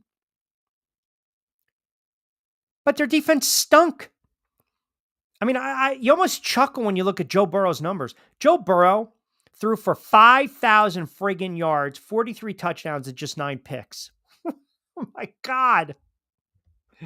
That's incredible. Any other season, he's the runaway MVP. Any other season, that's a career for some quarterbacks. Any other season, he is a runaway MVP. But his defense stunk. So there you go. And I can't believe I forgot Burrow. You got 4 great quarterbacks in the NFL right now. Daniels is a rookie. Let the kid develop. Let him have a cup of coffee. Let him build up the body of work. Jalen Hurts is a good to very good at times quarterback. He can make a great play. It doesn't necessarily equate to being a great quarterback, but even average quarterbacks can make a smart play, a great play. And then sometimes he makes the boneheaded decision and play. If we're talking Monday after the Super Bowl, Jalen Hurts scrambling around and throwing 2 red zone interceptions, they're not winning the game. Then you want to criticize them. Have at it. Have at it. But it's low-bearing fruit for some of you guys. It's low-bearing fruit. That's all I'm saying. I'm not overly defending him as some are suggesting because I've been very critical of Jalen Hurts throughout his career. But I also appreciate and can respect and can be very fair with my assessment when Jalen Hurts plays well. But we all want Tom Brady. We want Joe Montana. We want Peyton Manning. Come on, man.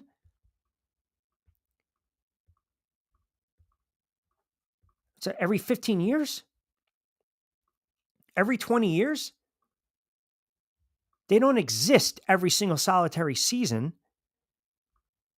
And by the way, you pick your poison too. Because it's a different era of the quarterbacking position. These quarterbacks now are mobile, they're athletic, they can run, they can scramble, they can improvise, they can make plays with their legs, with their arm. 20, 30 years ago, these guys were pocket passers. They were standing in the pocket. They weren't really maneuvering. Or what do they say now on TV? What's that called? not maneuvering the pocket. I don't even know what the hell the phrase is. It annoys me just like the walk-off. Climbing the pocket. There you go. Climbing the pocket. I mentioned to you in the 70s when we were talking about dynasties, and I said to throw for 20-something touchdowns in a season is, back in the day, was like really impressive. Like really, really impressive. If you go back and you look at the early 70s, you know how many teams threw for over 20 touchdowns in a season? Like 3. The Rams, the Cowboys, the Steelers one year, and I think the Dallas Cowboys. Roger Staubach in the shotgun position, 23. Roger Staubach's his best season. Well, he threw for 27 his last year in the NFL, but he threw for 23 in 1973. That's when they started to go to shotgun. I mean, that's like 40 touchdowns now, which is nothing in today's NFL. Like every quarterback, if you're really good or even just very good in the NFL, there's no reason why you shouldn't be able to throw for 25 plus touchdowns. Serious. There's if you can't throw in today's NFL, the way they protect the quarterback and the wide receivers, if you can't throw for 25 plus touchdowns, you're not a very good quarterback. You're not. Like, to me, that's when you got guys like Baker Mayfield slinging it for 40 something. I mean, hell, Geno Smith, 21, Sam Darnold, 26, Lamar Jackson, 41, Mahomes, 26, Aaron Rodgers on a down year. I mean, I'm looking at the list right now. 25, 30 plus touchdowns. Easy. It's almost like saying 1,000 yards is great for a running back. I remember Aikman said it, and he's 100% correct. In today's NFL, 100 yards is nothing. 100 yards is nothing. If you really, really do the math and break it down, it's nothing. You got to average, 60-something yards a game? If you're worth your salt as a running back, you should easily be. Gary Brown ran for 1,000 yards for the friggin' Giants. Denver Broncos had every single solitary running back off the street. Olandis Gary, Mike Anderson, guys left and right running for 1,000 yards. 1,500, 16, 1,700, that's a special season. 2,000 is a historic season. I mean, if you average 100 a game, that's 1,700 yards right now. Good running backs, great running backs, 1,500 yards easy. Very good quarterbacks, 25 plus touchdowns easy in today's NFL. Easy. And that's what Jalen Hurts is doing. That's exactly what Jalen Hurts is doing. But yet we want to sit and we just want to stick this kid under the microscope. 22 touchdown passes, 23, 16 this year, but he also ran for 14. That's 30 total touchdowns. Last year, he ran for 16. That's 45 total touchdowns. The year before that, 13. That's 35 touchdowns. Come on, man. What are we doing here? Like, honestly, it pains me to have to wax poetic like this about Jalen Hurts. It really does. If he flames out in the Super Bowl, we'll criticize him. But to suggest he's not a good quarterback is not accurate. It really isn't. It's just not accurate. Teddy Boy in DC chiming in. Cute Pittsburgh Steelers fan, what do you think they're going to do with the quarterback position? So I just saw Russell Wilson, Drake May. I think they're going to the Pro Bowl if it means anything for you guys. Still, you got to get these guys on a contract, right? Wouldn't that be something if Russell Wilson was reunited with Pete Carroll? I mean, Wilson did not have a bad season. He had a couple moments. He's not the quarterback that he once was. He's not. He's a Hall of Fame quarterback, don't get me wrong.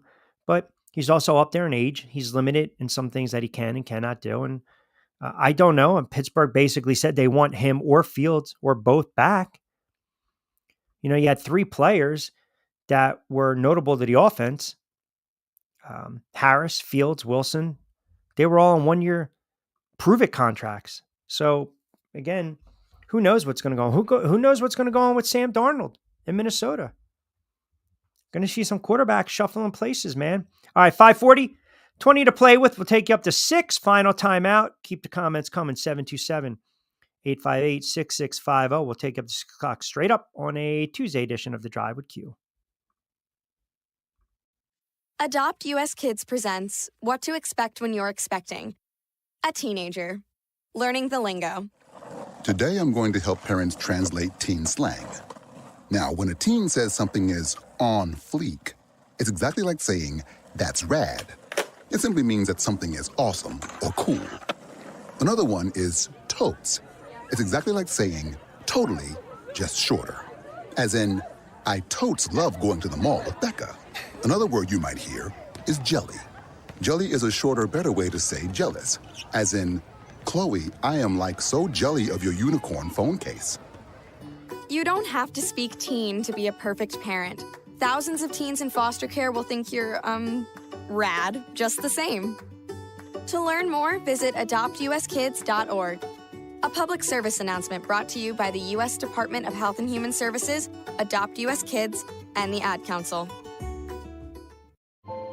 This is the story of a very special woman. In a matter of seconds, she turned herself into a great mathematician or an entrepreneur. Her knowledge was limitless and still is. She could also make monsters disappear, especially those that lurked in the shadows under the bed. Once, this woman put back together a teenage girl's broken heart, which had been shattered in 1,000 pieces, just by giving her a bear hug. She masqueraded as a regular person at work, but as a superhero at home. Everyone knows her as Gabriella. I still call her Mom. Your hero needs you now, and AARP is here to help. Find the care guides you need to help, complete with tips and resources at aarp.org/caregiving. A public service announcement brought to you by AARP and the Ad Council. Download the Sports Radio 102.9 FM The Game app and tell your friends that Florida has a new leader in digital sports radio.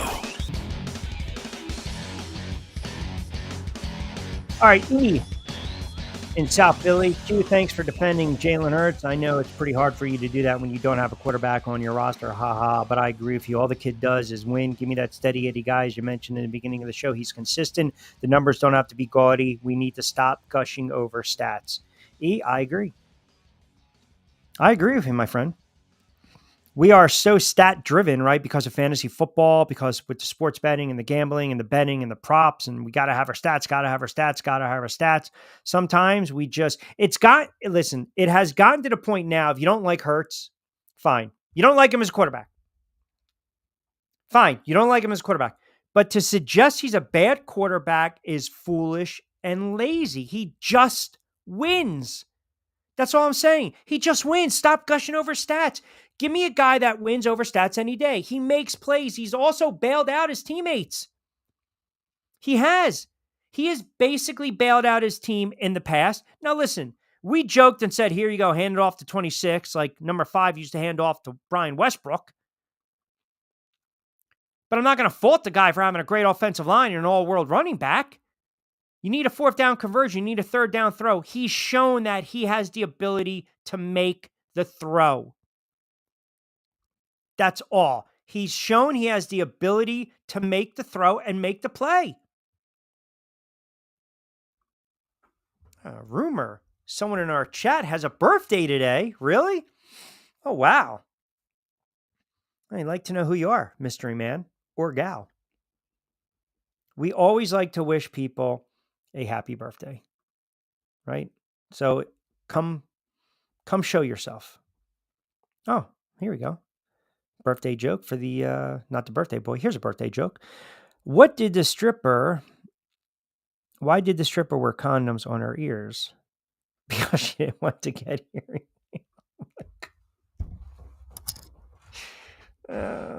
I got to start screening these. By the way, NBA. This Jimmy Butler situation, is absolutely bizarre. Suspended indefinitely again. Where are we at right here with the NBA, right? Because we know it's a player-driven league. And we know that the players always have a say. Typically in the NBA, the players will get coaches fired, but now he's sidelined indefinitely without pay. He basically walked out of practice. Not good. Not good. And there's a couple of reports out there that Miami pretty much has baited him. I think Jimmy Butler is old enough to know not to get baited. I think this is a report. I think Windhorst, I saw this earlier this morning, had this report. The Miami Heat baited Jimmy Butler and have been setting traps for him to fail before laying a third and indefinite suspension against the star. That's very strong. So Windhorst said that Butler and the Heat were guilty of misbehaving, beginning with the player's response to not getting an extension last summer. He referenced how Paul George handled a similar situation last year with the Clippers, playing out the year and then getting a new deal with the Sixers, as opposed to rebelling. Yeah, George has been a dog, by the way, and a waste for the Sixers. Quote, I think they're all guilty. I think Jimmy Butler, when he didn't get the extension last summer, a rational thing to do would have been to come in the season and play all the way, show the Heat what they have, show the rest of the league what they have, get the Heat to reconsider midseason, which is allowed under the rules. And if failing that, opt out of your contract and get paid in the summer. That is what Paul George did a year ago with the Clippers. So is he insinuating that, you know, they're leading, they've misled him into believe that he would have gotten a max deal? That's number one. That's the business. Franchises do it all the time. Sorry. That's just how it is. And, you know, I think it's you got to watch when you say setting traps and you're trying to bait. That's not good. That's like when we started to get in the whole, you know, is Kaepernick being blackballed and people were saying, you know, using the word so loosely. Like that really is like a collective effort. So with these words, you know, setting the traps and baiting, that's a collective effort by the franchise, which is not going to be looked upon fondly with the players union. That's number one. And number two, I mean, if you're Miami, you got to cover yourself. You got to cover yourself. Like if you got a veteran player and again, you know, he's bitch and whine and moan about starting or not starting, you got to nip that in the bud right there and then. You can't speak through the media. You can't have leaks about the game planning and the game time. And again, you know, here's the problem. When you have a shoot around and Spoelstra basically comes out and says, yeah, we're not starting you. That's how you handle somebody. That's not the best thing. That's not the best approach. So maybe you hear that as a player, your coach is, yeah, we're not starting you. There's debate, right? Here's the trap. You walked off the floor. Now I can suspend you. Done deal. That's a bad look by Miami, if that's accurate. But you got to be very careful how you phrase that. Really careful how you phrase that. Having to follow the Butler situation with Sixers kept them and shipped them out and banned. Windhorst is a rat. Well, I don't really have a comment on that, but I mean, I'm not really going to disagree. You know, doesn't have LeBron's ass to stick his head up anymore. So you got to be very careful when you say that. So he was suspended for 7 games for conduct detrimental to the team, 2 more after missing a team flight. He entered the season with 1 official year left on his contract, $48 million.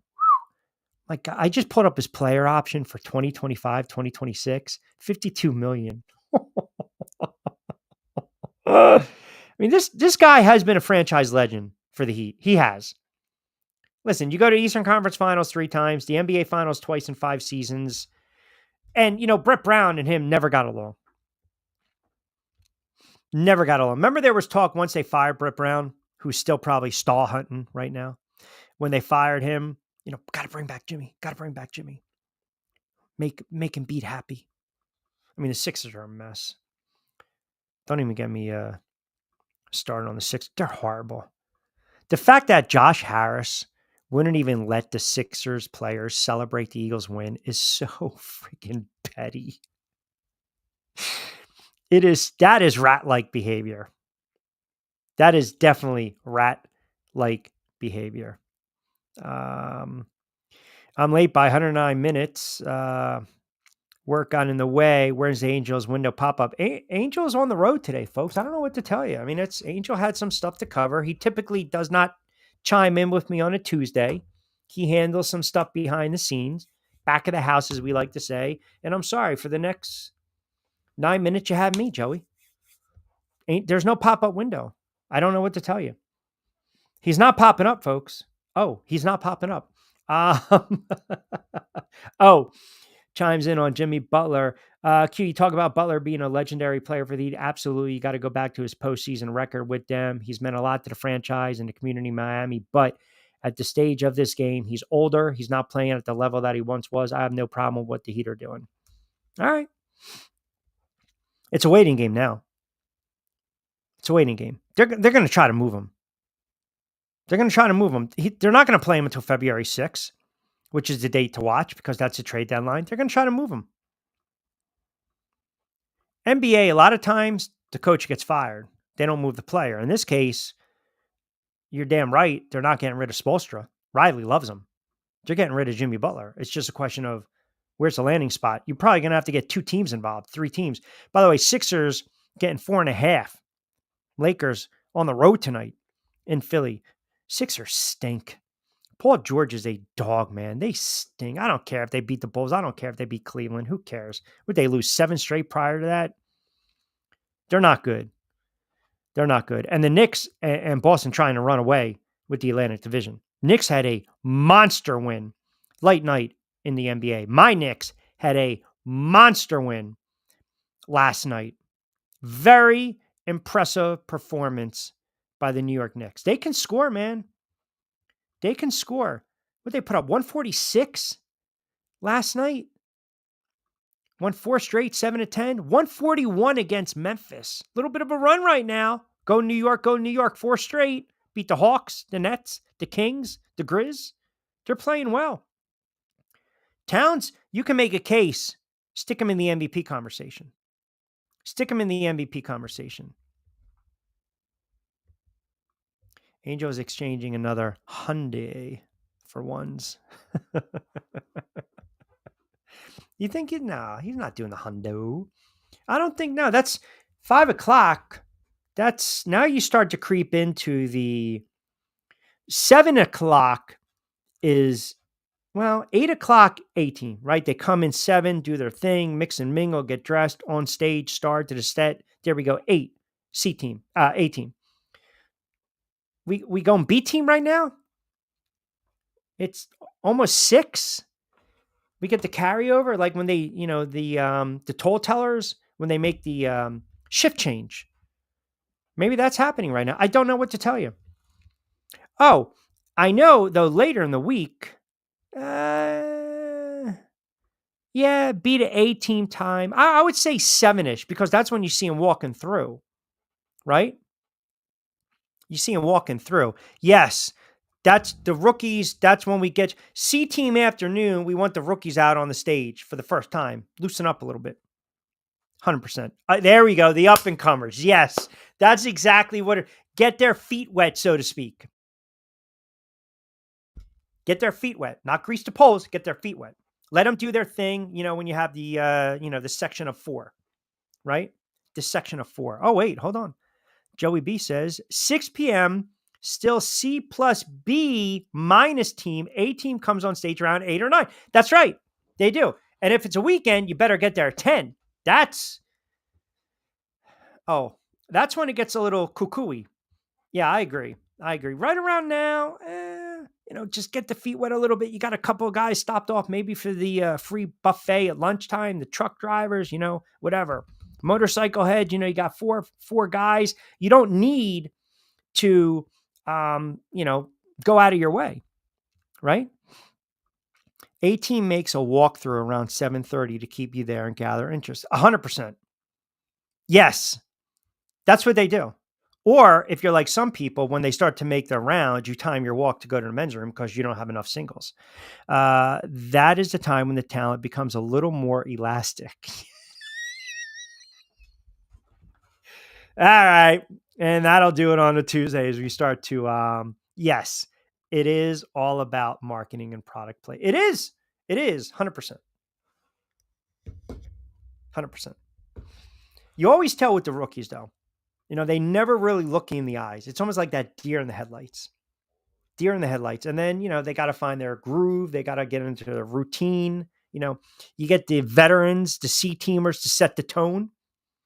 And then, the C team, I think the C team sometimes what they do is you got to make the rookies feel wanted and comfortable, because the A team, it's all about me.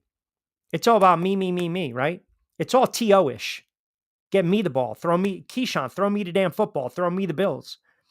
C team, I'll make you feel confident, work you into the equation. B team, all right, nice to meet you. Carry over. A team, man, you got to have your shit together. You have to have your shit together, because if you don't, you're working at 11 a.m. And we know what happens at 11 a.m. And we'll just leave it at that. Not a lot. All right, gotta start wrapping it up on a Tuesday. Tomorrow, we'll be traveling. We have the fights. Thursday, remote, we'll be back on the air. Friday, we'll be back on the air. Angels got the Pro Bowl duties later on in the week. And Man will close us out. This is when there's a mix of confused talent wondering if those are phones in the customer's pockets. We are brought to you by Zen Auto Concepts, the #1 detailing shop in the state of Florida. Play It Again Sports, 1450 Clemens Ridge Road in Deptford, New Jersey. Their second store in Mount Laurel. And, of course, fresh roasted coffee. Obviously, you guys don't need any coffee on this day. 20% off, BYP. That'll save you 20, BYP 20. All right, you goofballs. Got to start wrapping it up. Keep it locked in, SR 1029 FM The Game. We'll be back in the saddle on Thursday. Tomorrow, Pete Shepard, 7 to 10. I don't believe Angel will be on the air tomorrow, but I'm not sure. But chime in anyway from 10 to 12. You might get Martinez and company. I know he's got the Pro Bowl duties Thursday, I believe. Hopefully he's back in the saddle with me on Friday. We got some guests lined up. But as always, we appreciate you guys checking in. Even if you checked in 109 minutes late, that's not a problem. Joey B, appreciate you coming in and out. There you go. Just like one of those lap dances, will you not? Don't forget, keep us locked in. We got some good programming. As I mentioned, Pete Shepard, 7 to 10, Monday to Friday. Martinez and company, Monday, Wednesday, and Friday. Myself, The Drive with Q, Monday to Friday, 4 to 6. Lloyd Vance's Insider Football is on demand. Beeves World as well. So Jonathan Marshall and his brother doing a great job with the Marshall Time Pod. Download the app. And, of course, all of our audio, you can subscribe wherever you get your podcast. Have a wonderful Sports Tuesday. And whoever the birthday boy was in our comments section today, we wish you a very happy birthday. Feliz cumpleaños. And hopefully you have reception wherever you are, even if it's in, the mountains. Have a good birthday and enjoy it. All right. Got to get out of here on a Tuesday. Be safe, be sound. As always, I'm Rich Quinones. Thanks for tuning into a Tuesday edition of The Drive with Q. As always, hasta luego, buen día.